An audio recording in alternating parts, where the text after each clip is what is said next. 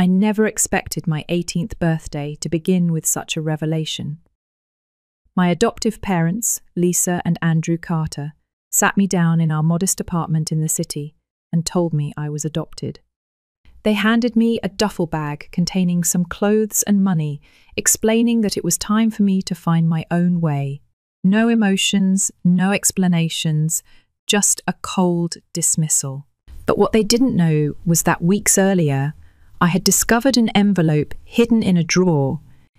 Inside was a birth certificate bearing my name and that of my birth mother, Dr. Evan Cross. There was no mention of a father. Curious, I had researched her and found that she was a respected psychiatrist who had been institutionalized after attempting to expose unethical practices at a mental health facility. The name of the doctor she accused, Dr. Meredith Kane, a name that appeared frequently in correspondence my adoptive father received. As I left the only home I had known, I wasn't filled with despair but with determination. I needed to uncover the truth about my past and the people who had tried to bury it. The hostel they sent me to smelled like detergent and old cigarette smoke.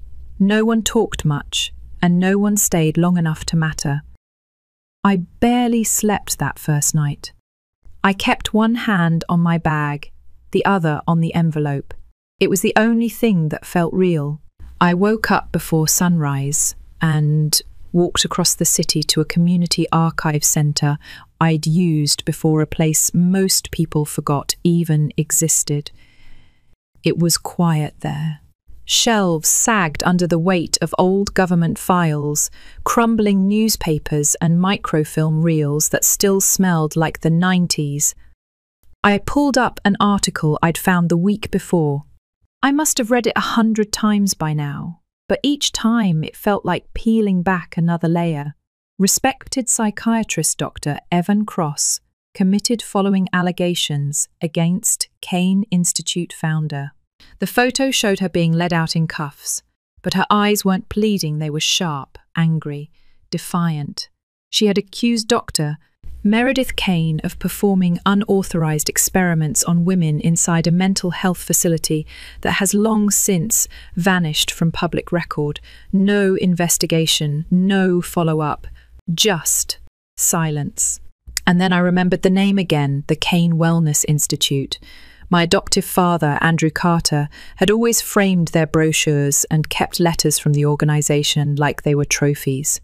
I had brushed it off as charity work. Now, it felt like a thread unravelling everything I knew.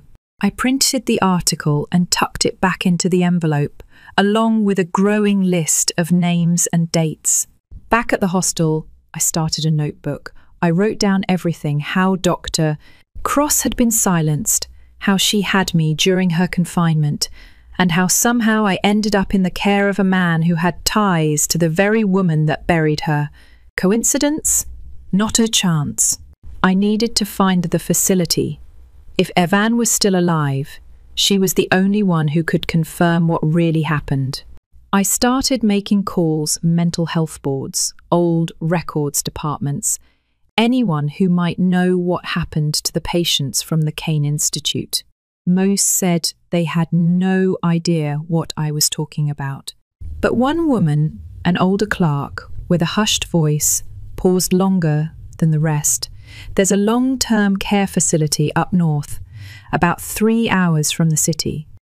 Ridgeview Centre for Cognitive Care. Some of the patients from Kane were transferred there quietly, no official list, but I know some of them are still there. She didn't explain how she knew. I didn't ask. I just wrote down the name, folded the page, and stared at the map like it held the answers to everything. I had a name. I had a destination. But I had no car, no cash, and no idea what I was walking into. Still, I wasn't turning back. Not now. Ridgeview sat at the top of a sloping hill, framed by twisted pine trees and stubborn weeds clawing at its brick walls. It wasn't the kind of place you stumbled upon, it was the kind you were sent to and never left. The faded sign out front didn't inspire confidence either. Ridgeview Center for Cognitive Care. Letters were missing. The paint was peeling, but it matched the name on the clerk's note, and that was enough. I clutched the envelope inside my jacket like it was a lifeline. Every step toward the entrance felt heavier than the last. Inside, the air smelled like lemon disinfectant and dust.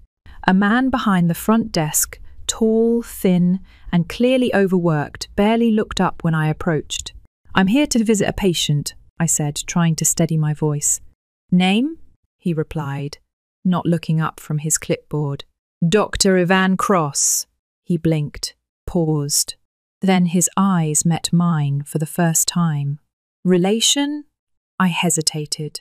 "I'm her son." His gaze lingered, just long enough for me to worry he'd say no.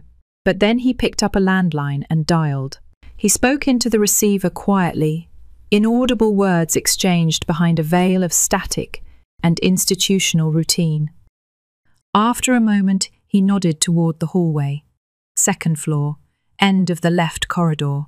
Room 208.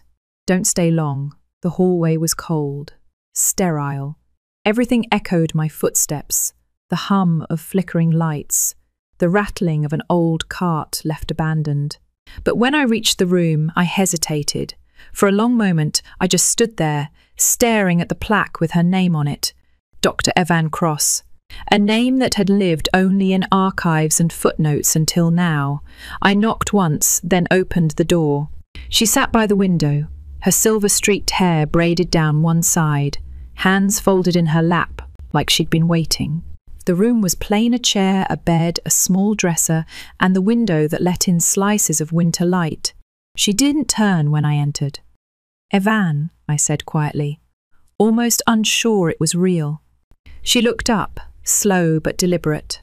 Her eyes were pale grey, rimmed with fatigue. But when they met mine, something shifted. Just for a second. A flicker. Recognition? Fear? I couldn't tell. "My name is Jay," I said. My voice trembled despite every effort to keep it steady. "You had a son 18 years ago. They told me you were unfit, dangerous. But I've seen what happened. I read the articles. I know what you tried to expose." Her lips parted slightly, and for the first time she spoke soft, almost a whisper. "They still watch me." I stiffened. "They think I don't remember, but I do." My heart started to race. "Who's they?" She looked toward the corners of the ceiling, no cameras in sight, but her eyes seemed to trace paths that once existed. "They used the sessions for research," they said. But it wasn't research. It was surveillance, programming. I took a step forward. "Dr. Meredith Kane, the Kane Wellness Institute?" That name changed everything. Her breath caught. She tensed visibly. Shook her head, but not like denial, like fear. "She wasn't supposed to adopt you," Ivan whispered. "None of them were." But Andrew pulled strings. "Got your file sealed." I tried to stop it. I tried. I sat in the chair beside her. My legs felt weak. "What did they do to the women?" I asked. Her hands clenched the sides of her chair. Unapproved therapies, memory suppression, behavior modification. At first it was framed as treatment for trauma, PTSD. But then the trials expanded experimental drugs, neurological stimulation. None of us consented. They said I was paranoid. They always say that. "And you documented it?" "I did," she exhaled slowly. "That's why I ended up here." I reached into my coat, pulled out the envelope. She took it with shaking hands, as if it might disappear if she held it too tightly. The documents were still folded neatly: her name, the article, the copy of my birth certificate. "You don't have to wonder anymore," I said. "I found you." She looked at me, really looked at me, for the first time. "You're brave, but you shouldn't be here. I don't care." She gripped my hand. Her voice dropped low, hoarse, urgent. "Don't trust anyone with a badge or a lab coat, especially not from Kane." And then footsteps, quick and sharp. Ivan straightened instantly, posture suddenly perfect, face blank like a mask. A shadow passed the door, a knock, a voice. Visiting hours are over, came a cheerful male tone. A nurse stepped in. Mid-40s, neat scrubs, dark hair, his name tag read Miles. He gave me a thin, professional smile. I'm afraid we need to give Dr. Cross her rest now. I stood slowly, my heart still hammering. But as I passed him, he leaned in slightly, whispering something just above a breath. You're not the first to come asking about her, but the last one didn't come back. My breath hitched. I turned, but he was already ushering the door shut behind me. Outside, the air slapped me in the face. Cold, hard, real. I walked down the hill in silence. I didn't go to the bus stop right away. I sat on a rusted bench at the edge of the Ridgeview property, staring up at that building, that window. She wasn't a patient. She was a prisoner. And now I knew just enough to be dangerous. I didn't go back to the hostel that night. I didn't want to be anywhere someone could trace. My name, my face, it didn't feel safe anymore. Not after what the nurse Miles whispered. You're not the first to come asking about her. But the last one didn't come back. It echoed in my skull as I boarded a bus 2 towns over and checked into a cheap roadside motel where the key stuck in the lock and the walls smelled like mouldy carpet and air freshener lies. I stayed awake in a corner booth of a 24-hour diner, nursing a coffee I couldn't afford and watching the window. Not for anyone in particular, just watching. That's when I remembered the name. Isaac Rothman. The name had appeared once in a Reddit thread, buried under hundreds of conspiracy posts and digital static. A journalism student who'd allegedly been researching something big before he disappeared 3 years ago. Something about unethical practices at psychiatric facilities. I pulled out my phone and started searching. His name popped up in old university newsletters, a blog that hadn't been updated in years, and a comment someone left under an investigative podcast. Isaac was working on something at Kane. Then he vanished. No police follow-up. My gut twisted. I started digging deeper.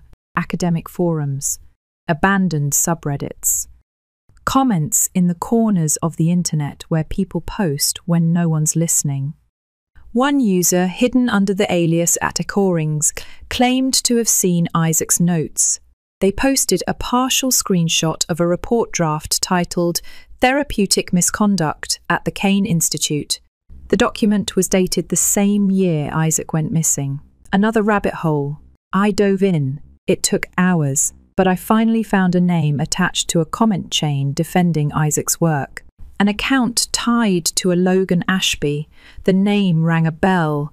I searched him. Turns out Logan Ashby had once been a rising star in investigative journalism, fired years ago for refusing to drop a story about corruption in state-run rehab centres.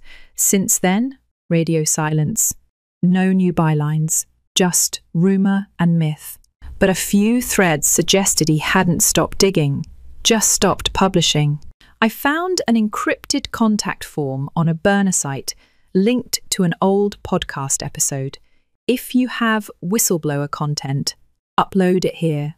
Logan still listens. I wrote, my name is J. Carter. I found records about Kane Institute experimental trials, patient silencing. I spoke with Dr. Evan Cross. I think Isaac Rothman tried to find her too. Please, I need help.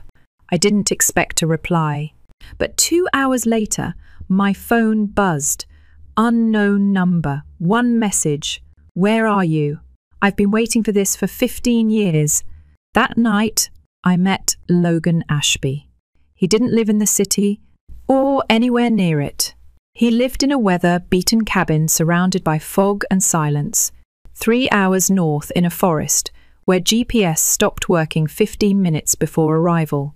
I followed his directions like a breadcrumb trail. No license plates, no digital devices, no loose ends. When I pulled up, he was already on the porch. Late 40s, sharp-eyed, weathered. Like a man who's spent more time reading court transcripts than breathing fresh air. "You brought the files?" he asked. No pleasantries.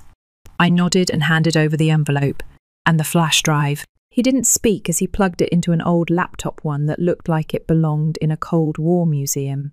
He scrolled silently for 5 minutes, barely blinking, then paused. "Isaac was onto this," he said quietly. "He called me once.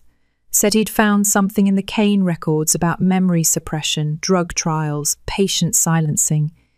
He was spooked. 2 days later, he vanished." My stomach churned.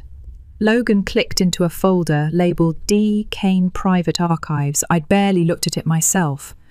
I was too afraid of what it might confirm. Inside, internal memos, video transcripts, scanned patient logs. One memo stood out. "Subject EV remains a reputational threat. Continued containment recommended. Dr. M." Kane Logan muttered under his breath. "This isn't just malpractice. This is federal-level violation. And if what you're telling me about your adoptive father is true, Andrew Carter." "He was more than a donor," I said. "He worked with Kane. He sealed my file. He may have been part of the effort to keep Evan institutionalized." Logan leaned back. "You realize what this is, right?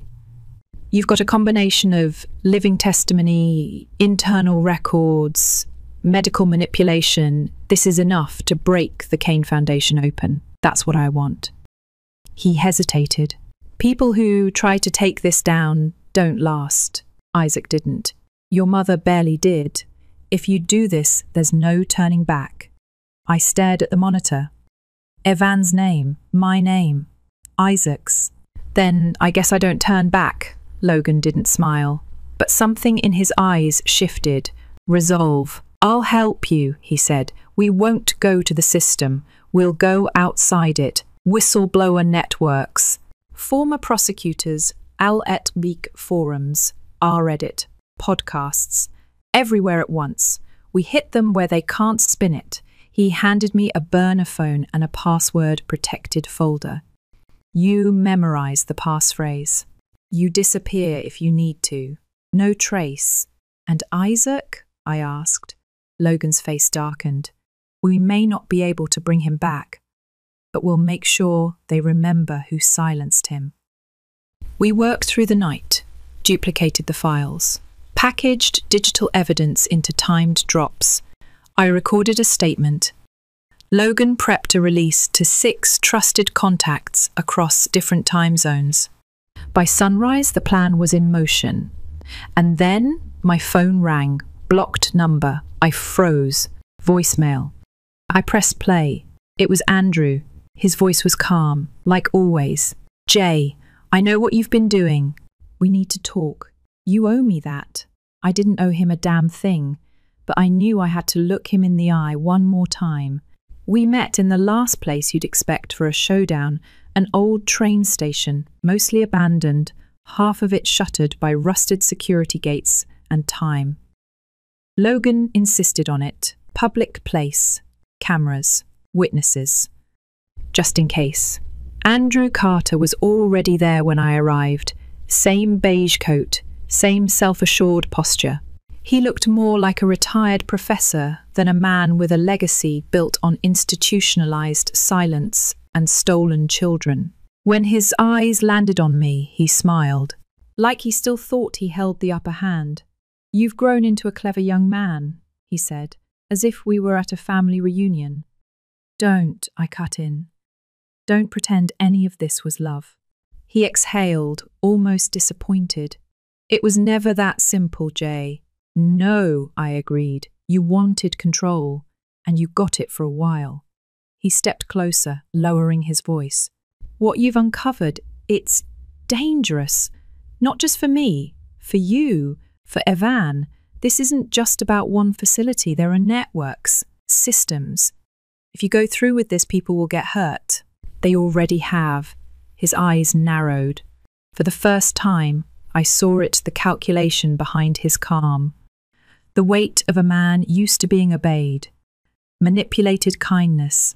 Manufactured fatherhood. "This doesn't have to end badly," he said.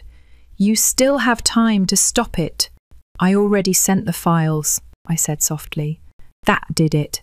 He froze, not visibly, not dramatically. But something under the skin broke. His face changed. The warmth peeled away, left behind only ice.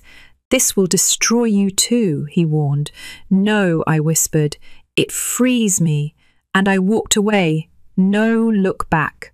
No hesitation. Just the sound of his voice chasing my heels. "You think you're the first to try this? You won't survive it." But I already had. The story broke 2 days later. First, a podcast episode dropped raw audio of therapy sessions recorded inside the Cain Institute. Dozens of women. Slurred speech. Obvious sedation. All under the voice of Dr. Meredith Cain. Then came scanned memos, patient logs, anonymous whistleblower reports. Evan's name appeared again and again. Her story, once buried under red stamps and falsified diagnoses, was now front-page news. And people listened. By the end of the week, Ridgeview was trending. Within 10 days, the State Attorney General launched a formal investigation. Subpoenas were issued. Meredith Cain's name led the headlines, flanked by Andrew Carter's and 3 others members of the Cain Foundation Advisory Board. But I couldn't rest. Not while Evan was still in that room. "They'll make her disappear," I told Logan one morning. "They'll call it protection or medical need and sedate her into silence again." So we moved. Rachel made a call. Logan pulled strings. And that night, we drove back to Ridgeview. They didn't resist. The staff was already half gone, some fled, others silent under the weight of scandal. Miles, the nurse from before, met us at the back entrance. He handed me a clipboard without a word. "She's been sedated, but she's still lucid," he said. "You'll need to move fast." Evan was where I left her by the window, skin pale, eyes glassy. But when I knelt down and whispered, "Mom, we're leaving," she stirred. Her hand rose slowly to my cheek. "You found me." I always would. We walked out together. No alarms, no guards, just wind against our coats and the fading sun behind us. The weeks that followed blurred like a dream. We got her medical attention, legal protection, therapy from a private practitioner who actually believed in healing, not silence. Slowly, she began to return, not the woman in the photo I first found, but something real. Scarred, yes, but whole. The lawsuit grew. Over 30 families joined, former patients, children of victims, even ex-staff who'd carried guilt for years. Andrew Carter didn't call again. He was indicted 3 months later. Dr. Meredith Cain stepped down for personal health reasons. Within weeks, she was named in federal investigations. The Cain Institute's property was seized.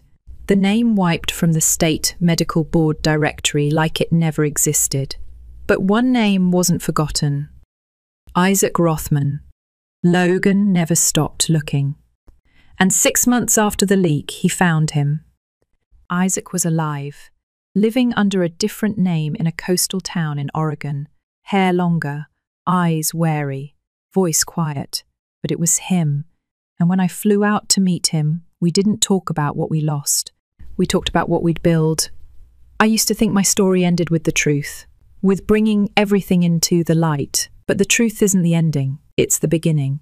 Now I write, I record, I help others leak what no one else will listen to. I visit Evan every Sunday. Sometimes she forgets what day it is, sometimes she doesn't. But when she looks at me, it's always the same. "You brought me back," she says. "No," I always tell her. "You were never gone." Story 2. You ever look at your family and realize you've been living a parallel life right next to the real one? Like you're technically part of it, but you're not in it. That's been my reality since birth. I'm Liv Morgan. I'm 24 now. And for context, I have a twin sister named Natalie. She came into the world 4 minutes before me. Just 4. But it might as well have been 4 years or 4 lifetimes, because in our parents' eyes, especially my mum, Margaret, those 4 minutes made her the chosen one. Our dad, Daniel, wasn't exactly subtle either. Growing up, Natalie got everything new, sparkling dolls, trendy clothes, the latest phone by the time she hit middle school. I got hand-me-downs, or whatever the neighbours' kids outgrew. One year, she got a Barbie dream house for Christmas. I got socks. I wish that was an exaggeration. But what really hit me wasn't the stuff, it was the way they reacted to us. If Natalie even sniffled, Mum would rush over like it was a code red. I once fell off the swings and split my knee open. My dad handed me a paper towel and said, "You're tough, Liv. Walk it off." I was 6. I learned early that to get even a glimmer of their attention, I had to do something big, loud, perfect. So I tried. I became the kid who overachieved at school, won writing contests, and made honour roll every single year. Natalie painted a macaroni rainbow once and got it framed on the fridge. I won an inter-school poetry contest and got don't get cocky.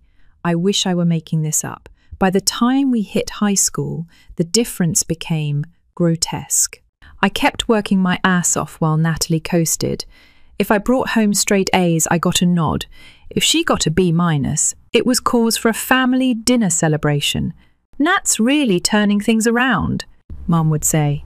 Turning what around? Then came college. We both decided to study accounting. Same major, same interest. Except I had been obsessed with numbers since middle school. Natalie picked it because, in her words, it sounds employable. Still, our parents paid her tuition in full upfront. Room, board, books, even a move in gift basket with an iPad. When I asked about help for mine, "You're smart, Liv. You'll figure it out. Look into scholarships." I did. I figured it out. I worked library shifts, cleaned dorm bathrooms, and took extra credits every semester. I lived off peanut butter and dollar store instant noodles. Natalie, meanwhile, was throwing themed wine nights in her campus apartment. Sometimes I'd pass her in the dining hall. She'd glance at my uniform and say, "You're doing too much, Liv. You should learn to rest." Rest? I didn't have that luxury. But I smiled anyway. Because what else could I do? The resentment, it simmered. Quietly. For years. I don't know what finally shifted. Maybe it was exhaustion. Maybe I just got tired of living like a ghost while my sister got to be the golden girl. So I went all in on myself. Applied for a competitive local internship at an accounting firm that everyone said only Ivy kids get. Got in, started assisting a professor, Dr. Franklin, an actual legend in the field. I worked long nights, took early CPA prep classes, and stacked every credential I could find. Then, out of nowhere, I got an email. "Congratulations! You've been pre-selected for the Benjamin Ford Scholarship shortlist. Only 5 people in the entire country are chosen." Apparently, Dr. Franklin submitted my portfolio behind my back, said he didn't want to jinx it by telling me. I stared at that email for 20 minutes, not even blinking. For once, someone had believed in me without being asked. Weeks later, I got the final letter. I was one of the 5 recipients. The award came with a national ceremony, full coverage of the rest of my education, a stipend, and prestige. The kind of prestige that opens real-world doors. I was stunned and proud and weirdly nervous because part of me still wanted my parents to be proud too. The organisers asked me to invite my family. "It's a once-in-a-lifetime moment," they said. I hesitated. A big part of me didn't want to include them. Why should I? They hadn't lifted a finger to help me get here. But the tiny child inside me, still desperate for some kind of recognition, dialed the number anyway. "Hey, Mom, remember that scholarship I told you about? I got it. I'm one of the 5 finalists in the whole country. They want us to bring our parents to the award ceremony." Pause.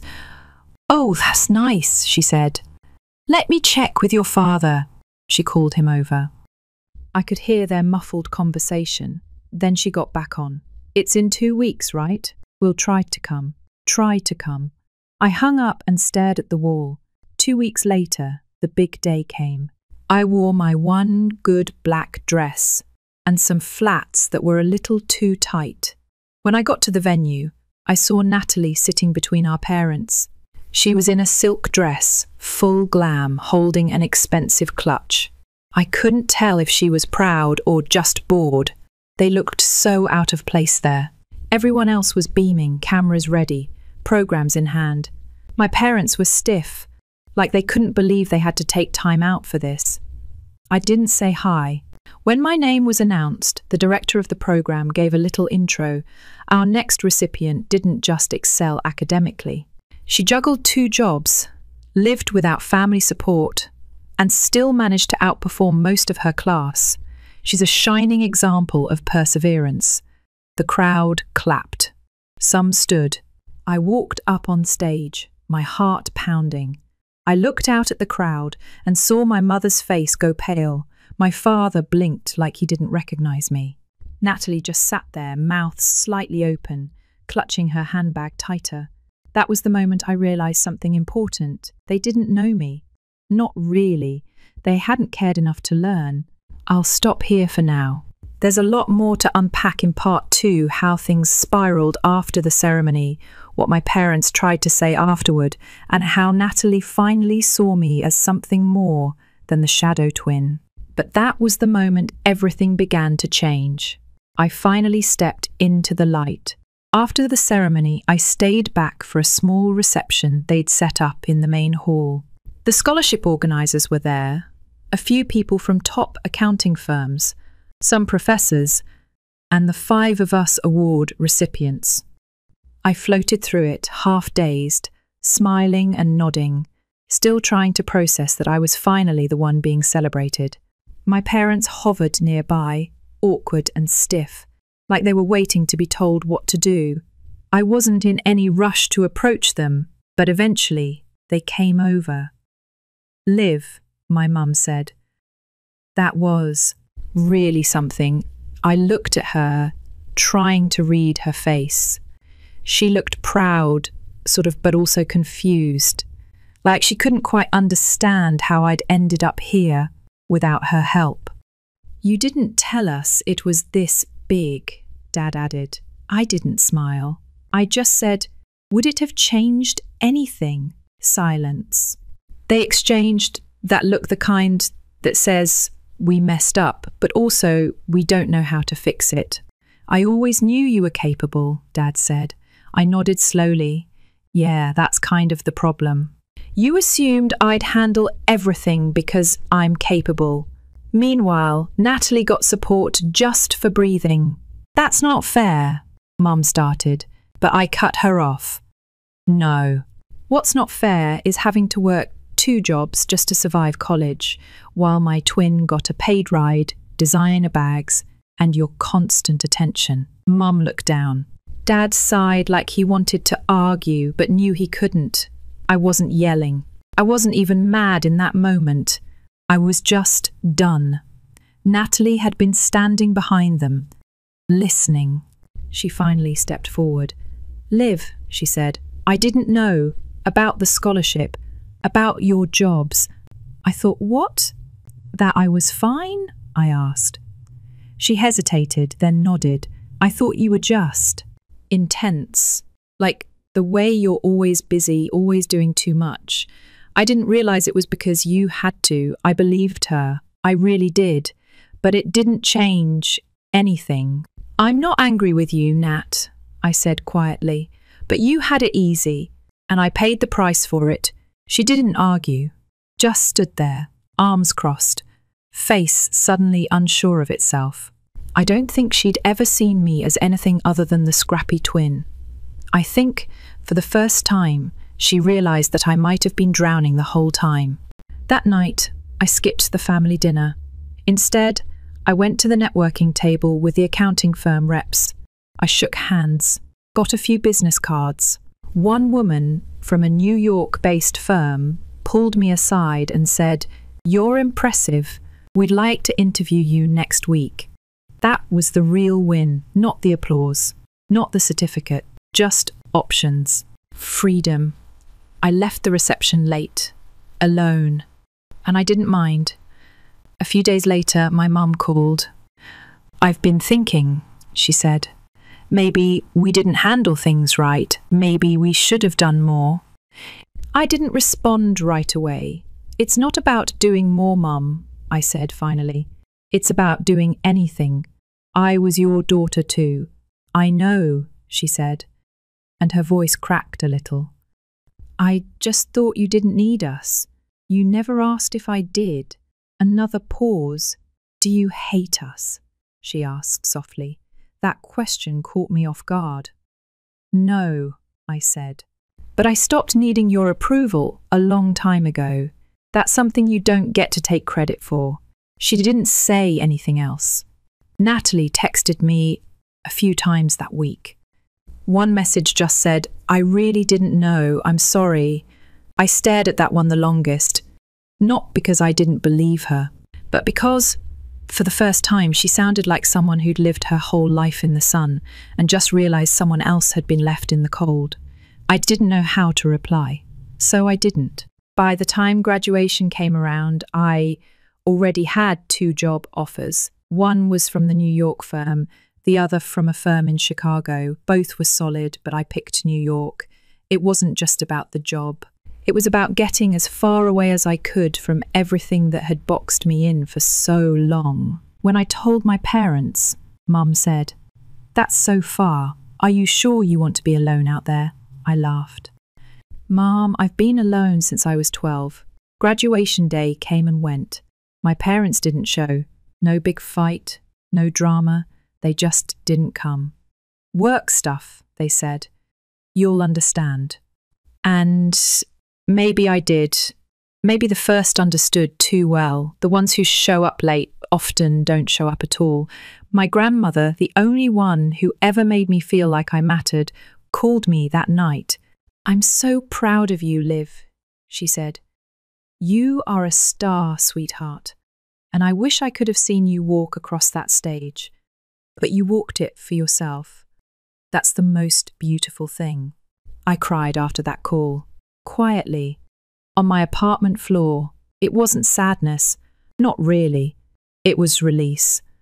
A few days before I moved, Natalie showed up on campus. She didn't text first, just knocked on my door like it was something we did all the time. I opened it and blinked. "What are you doing here?" "I don't know," she said. I guess I didn't want you to leave," without saying anything. "We said what mattered," I replied. She nodded. "Yeah, I guess I'm just scared that this really is goodbye." I leaned against the door frame. "It might be. Not because I hate you, but because I'm building something new, something mine. I'm trying," she said, "to be better, to see things clearer." "I hope you do," I said. "I really do." And then she did something that surprised me. She hugged me. And for a second, I felt like we were 8 years old again, sitting in the same sandbox, unaware that the world would split us apart.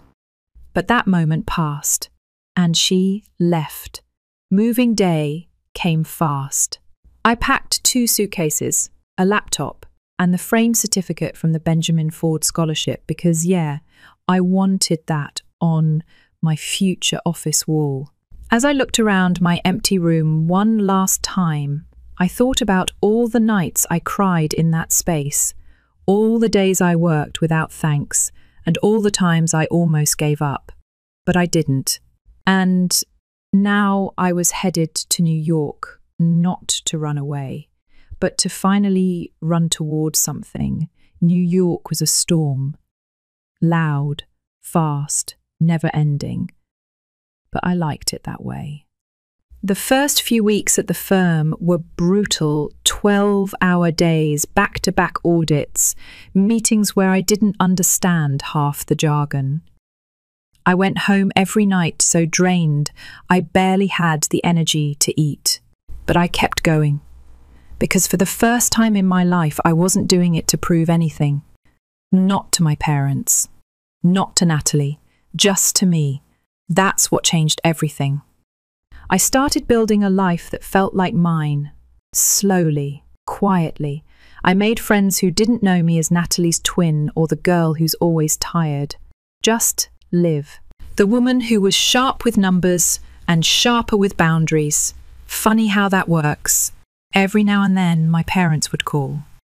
It was never about me, not really. More like updates they thought I'd care about. Dad's planning to retire early. Your cousin got into med school. Oh, Natalie's thinking of applying for grad school. What do you think? What do I think? I think it's wild that they suddenly care what I think now that I'm successful. But I just smile through the phone and say, that's nice. Hope it works out. It's easier that way. Clean. I don't expect apologies anymore or acknowledgement. That part of me, the part that craved their love like water, dried up a long time ago. Now I'm just moving forward. Natalie and I talk here and there, texts mostly. Nothing deep. She tells me things like, I'm trying to be more independent, or I finally got my own place. I say, good for you, and I mean it. But I can feel the distance between us like a mountain. There's too much unspoken sitting between every word. One night she messaged me out of nowhere. Do you think Mum and Dad really didn't love you? Or were they just bad at showing it? I stared at that for a while. Then I typed, I think they loved the idea of who I could be, but not the version that needed help. She never replied. I got promoted 2 years in, moved into a small apartment on the edge of Manhattan, nothing fancy, but mine. My name on the lease, my work on the wall, my food in the fridge, no one else to clean up after. No one to take up space I had to shrink myself around. Freedom. It didn't feel loud or dramatic, just peaceful, like breathing out for the first time. 3 months ago, my mum sent a letter.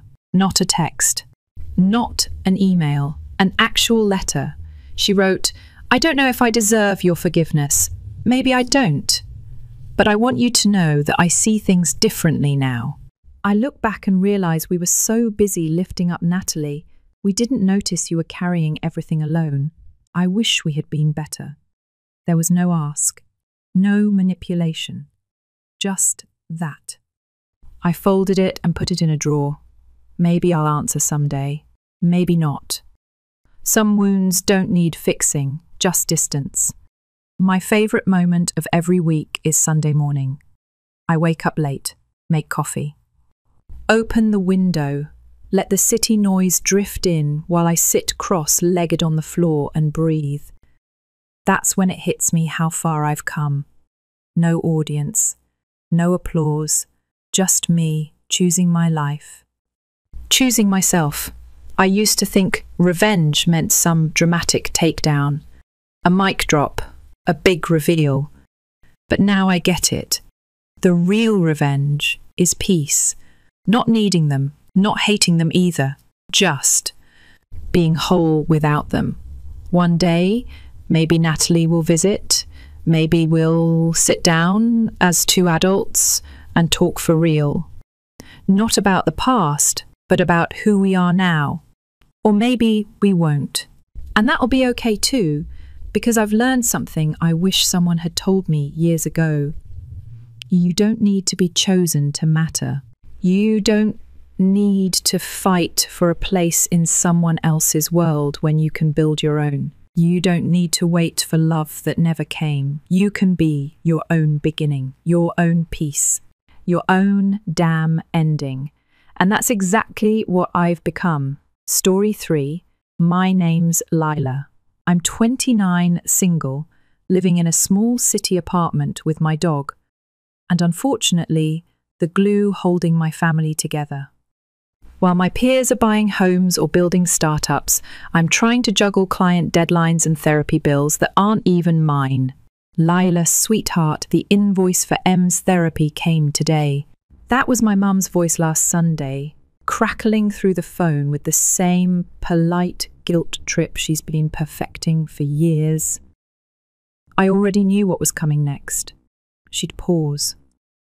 Let the silence sit heavy like unpaid rent, then hit me with the, "We hate to ask, but how much this time, Mum?" That's how it's been. For the past year, I've been picking up the slack for my older sister, Emily, 32, and still recovering from what Mum calls a career burnout. In reality, Emily had a nuclear-grade meltdown when she didn't get a job promotion, quit on the spot, and hasn't worked since. Her therapy bills make mine look like pocket change, and that's saying something. She refused to even try most job listings. Apparently, anything with less than 6 weeks vacation is a toxic environment. Meanwhile, I've been burning through weekends working extra design gigs just to keep my head and theirs above water. And despite all that, I still had hope. I thought if I could just give them something good, it would reset things. Something joyful, something earned. So I planned the perfect trip to Italy for the three of us, my parents and me. Rome, Florence, a vineyard tour, Mum's dream. I booked every detail. My treat. But life has a way of flipping the script at the worst possible moment. The day before our flight, I was headed to meet a client when a pickup truck ran a red and slammed into me at full speed. Metal crunched, glass exploded, then blackness. When I came to, I was in a hospital bed. Tubes everywhere, body stiff and broken. The nurse said I was lucky. The airbag saved my life. Surgery had gone well, but I'd be staying for a while. And then they walked in my parents and Emily. Mum clutched her brand new crossbody purse like it was the ticket to heaven, the one she bought just for Rome. "I'm so sorry," I croaked. "We'll have to postpone the trip." My mum blinked. "Oh, honey. No need to cancel anything. Wait. What?" Dad chimed in, adjusting his travel bag strap like a man already halfway through airport security. "We think it's best to still go. You'll be resting here. Emily could use the time away too." My sister didn't flinch. "Someone needs to watch the house, though. Since you can't, maybe hire someone reliable." That moment, it didn't just sting. It detonated something inside me. My family, the same one I'd financially supported for over a year, was about to board a flight to enjoy the trip I paid for. While I lay in a hospital bed with a stitched-up spine, they left with a wave. No tears, no concern, just sunscreen and passports. I didn't cry. I didn't yell. I stared at the ceiling for hours, trying to make sense of it. The heart monitor beeped like a metronome for the surreal. When the nurse passed again, I whispered, "Can you get my phone?" Inside a plastic hospital bag was my phone, miraculously unscathed. I booted it up and stared at the Rome folder, neatly organised with confirmations, receipts, itinerary, each detail lovingly planned. And I thought, fine. If I'm just the travel agent in this story, I'll act like one. I cancelled everything. Hotel? Gone. Private cheese tour? Nope. Dad's vineyard tasting? Cancelled.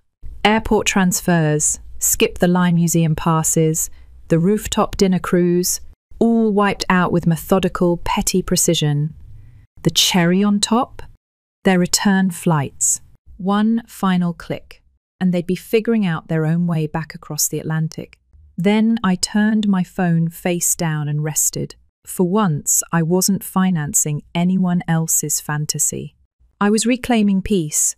The first message pinged at 3:23 am. I smiled painfully, but still a smile. The buzzes started piling up. Missed calls, desperate voicemails, frantic texts. By the time breakfast was wheeled in, I had 22 missed calls from Mom, 14 from Dad, 39 from Emily A. String of texts that ranged from guilt trips to full-on rage. "You are so selfish. We're stranded in the lobby. I raised you better than this. What kind of daughter ruins a family vacation?" My phone wouldn't shut up. Then Dr. Nolan walked in, my attending physician. Calm, composed, with kind eyes that missed nothing. "Miss Gray, your phone hasn't stopped in hours. This is a recovery ward, not a call centre." I blushed. "It's complicated." And just like that, I found myself telling him everything: the accident, the cancelled trip, the family meltdown.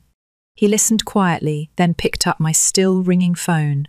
Mum's name glowed on the screen. "Hello," he said. "This is Dr. Nolan from St Andrews. Lila is recovering from surgery and needs rest. Please stop calling." Even from across the room, I could hear my mother's voice through the speaker, sharp and indignant. "Put my daughter on. She needs to fix this." Dr. Nolan calmly hung up. "I'll hold on to this," he said, slipping my phone into his lab coat. "You need recovery, not more wounds." And just like that, I finally got a break. Silence. Sweet, healing silence. But peace has a way of attracting better things.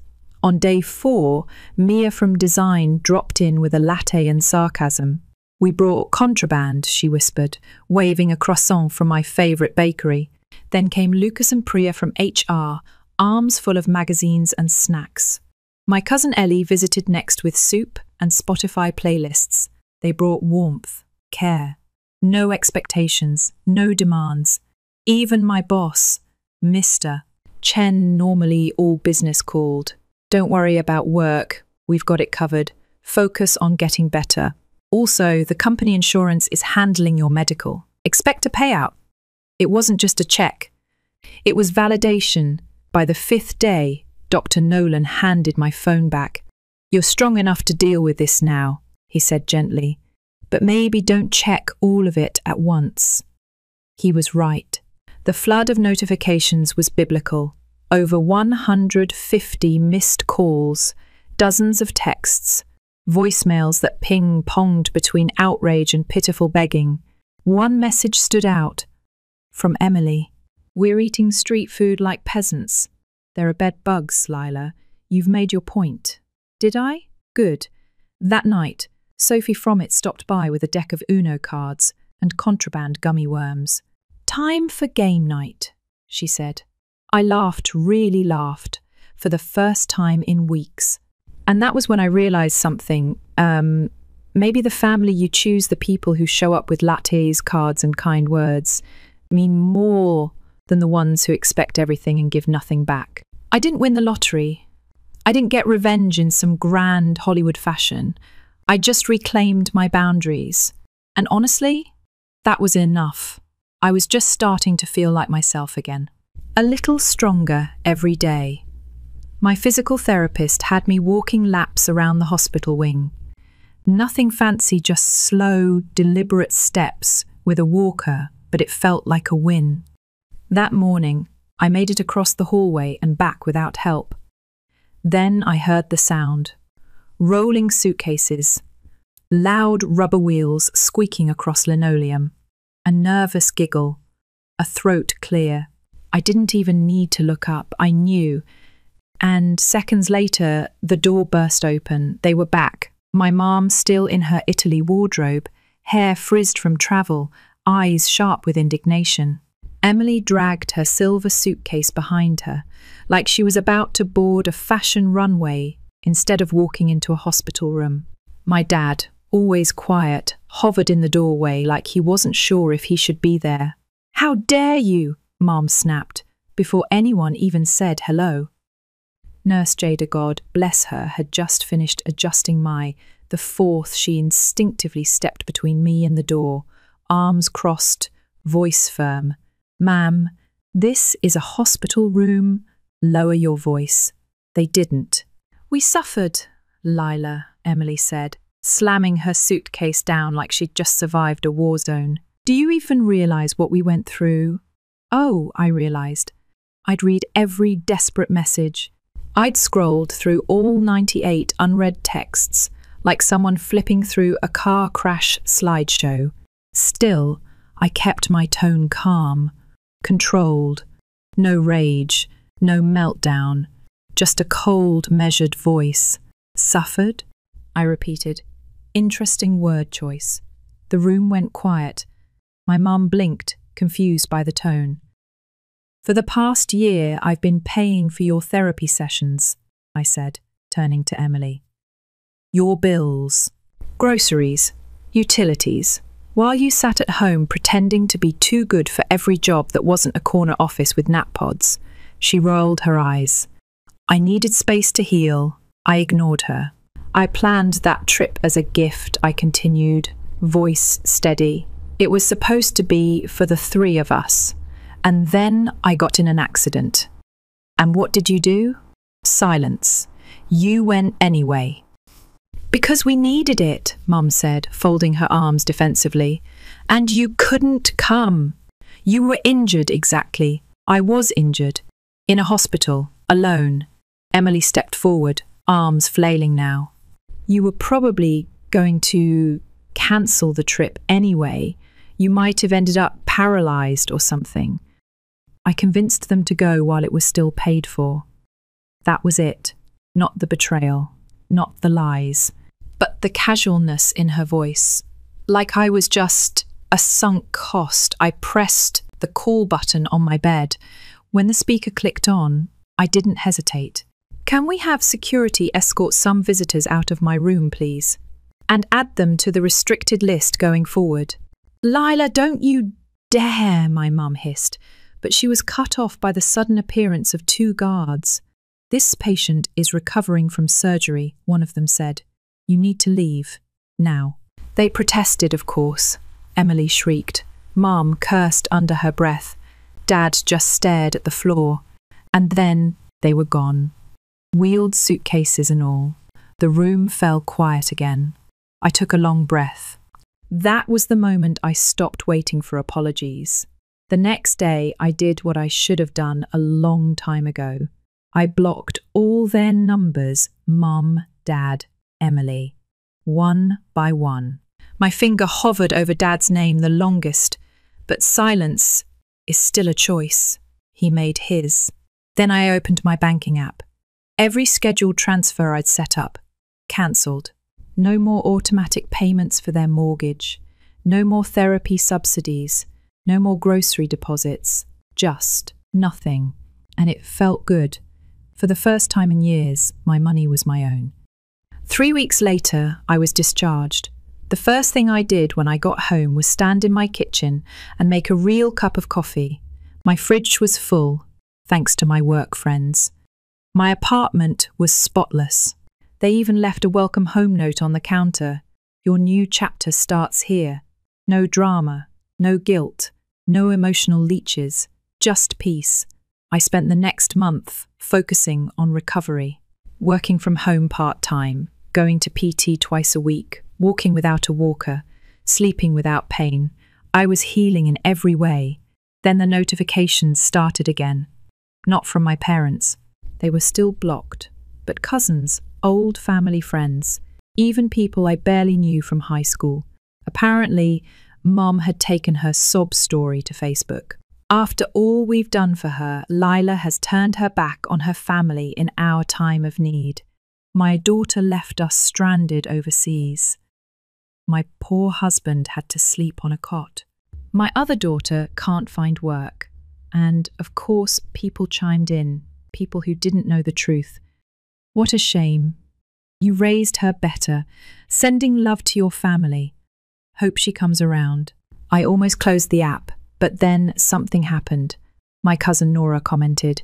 Aunt Diane, are you really going to pretend you didn't leave your daughter alone in the hospital after a car accident to go on a vacation she paid for? Don't rewrite the story just because it makes you look bad. Then another cousin joined in, then a family friend. It was like a dam broke. Screenshot after screenshot, people exposing everything. The truth was finally louder than the lies. Mum's original post, deleted within hours. But it didn't matter. The screenshots were already flying through the family group chat. Their narrative had collapsed. Their pity campaign had boomeranged back, and I didn't have to lift a finger. Sometimes the karma train arrives right on time. Sometimes it even brings snacks. 4 months after the accident, I returned to work in person. No cane, no limp, just me whole and walking tall. I expected a quiet welcome, maybe a glad you're back. What I got instead? My team had decorated my desk with balloons and a banner, "Welcome back, Lila." There was a cake 3 tiers, frosted with vanilla and coffee cream. On top, a tiny figurine of a woman standing strong with her arms crossed. I laughed, I cried, I hugged everyone, even grumpy old Steve from finance. And then Brittany handed me a letter. "This came while you were out. It was from the insurance company." I opened it and had to sit down. The settlement was bigger than I imagined, like life-shifting big. Later that night, sitting on my balcony with leftover cake and a cup of tea, I opened my laptop. I went to the same site where I'd booked the Italy trip months ago. The luxury hotel was still there. Same dates, same rooftop view, same private tours. Only this time I didn't book 3 tickets, just one. Single traveller, private suite. I rebooked everything, the cheese tasting, the vineyard walk, the museum passes. All the same experiences, but just for me. And it felt right. I wasn't the family fixer anymore. I wasn't the bank. I wasn't even their daughter, honestly. I was Lila. And this time, I was going to Italy for me. 4 months after the crash, I stood at the edge of a cobblestone street in Trastevere with a gelato in one hand and the kind of peace you don't buy with money. It was a warm spring evening in Rome. The sun had dipped behind the old rooftops, casting golden light across flower boxes and shuttered windows. And I was smiling, genuinely smiling for the first time in a long time. The solo trip had started 2 days earlier. No itinerary to review with anyone. No passive-aggressive "what's the plan?" texts from Emily.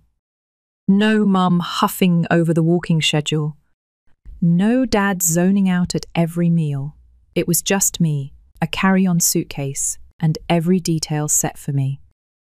The cheese tour in the countryside. Glorious. I ate slices of fresh pecorino while chatting with an old woman who spoke barely any English but smiled like she knew my whole story anyway. The vineyard walk, quiet and warm, just me and 3 other travellers who, by the end of the day, felt like people I'd known for years. We toasted under hanging lights as the sun sank into rows of grapevines. On day 3, I stood in the Vatican Museum, staring at the Sistine Chapel ceiling, not thinking about how to keep everyone else on schedule. I just stood there, breathing in the silence, looking up, and letting the art wash over me. I didn't feel guilty. I didn't feel angry. I just felt free. And here's the thing I hadn't realised until then. I had been living like a guest star in my own life for years, always adjusting, always accommodating, always shrinking to fit into someone else's mess. This trip? This was the reclamation. The final chapter of a story I didn't want to write but needed to finish. When I got back to the hotel that evening, there were 3 missed calls from a number I didn't recognise, and 1 voicemail. It was Mum. She was still trying. "Lila, I don't know what you're doing or why you're doing this, but we miss you. You've always been the strong one. Please, let's fix this." I didn't listen to the rest. Not out of spite, but because I'd already heard it before. Different words, same rhythm, that kind of apology that isn't about remorse, it's about discomfort. They miss the version of me who paid for everything and asked for nothing. That version was gone. When I got home from Italy, the flowers were waiting. A delivery on my doorstep, white lilies, fancy wrapping, no card. Then a message from Emily 2 hours later, hope you like the flowers. Maybe we can talk now? I left them outside. The next morning, they were wilted. I threw them out with the recycling. About a week later, I ran into an old family friend at a grocery store. Hey, I saw your mum at church last weekend. She looked tired. I just smiled. I'm sure she is. I didn't explain, I didn't justify, I'd stopped carrying that weight. That Sunday, I had brunch with Nora, the cousin who'd called out my mum online. She clinked her mimosa glass against mine. To boundaries, she said. To healing, I replied. We laughed. And it wasn't bitter laughter. It was soft, familiar, real. By summer, I had moved to a new apartment closer to the lake. More light, more plants, less history. I started taking pottery classes on Wednesday nights, joined a book club, had co-workers over for homemade pizza. None of it was flashy, none of it was social media perfect, but it was mine. Every now and then a message would sneak through. A new number, a blank email. A cousin passing along, your mum asks about you. I never responded, because here's the thing they never understood. I didn't need revenge. I needed release, and I got it.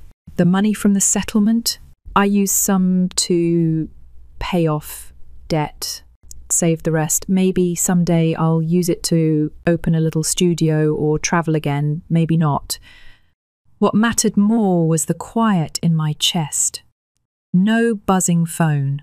No anxiety spike every time I checked my bank account.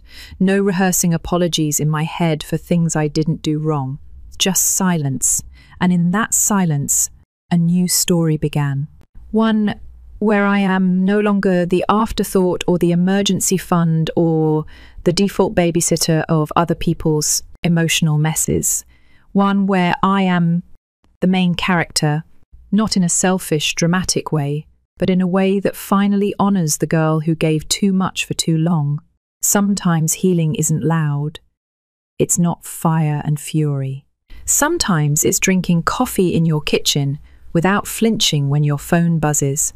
Sometimes it's walking away so slowly and steadily that no one realizes until they're shouting into an empty room. And sometimes it's Rome, alone, and smiling. Because you finally remember what it feels like to belong to yourself.